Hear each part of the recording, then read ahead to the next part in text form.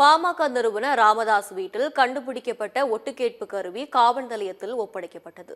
தைலாபுரம் தோட்டத்தில் தனது இருக்கைக்கு அடியில் விலை உயர்ந்த அதிநவீன ஒட்டுக்கேட்கும் கருவி வைக்கப்பட்டதாக ராமதாஸ் பரபரப்பு குற்றச்சாட்டை முன்வைத்தார். இந்நிலையில் தனியார் துப்பறியும் நிறுவனத்துடன் ராமதாஸ் ஒட்டு கேட்கும் கருவி சம்பந்தமாக தெரிவித்திருந்தார். அவர்கள் ஒட்டு கேட்கும் கருவியை சென்னைக்கு எடுத்து சென்று ஆய்வு செய்தனர்.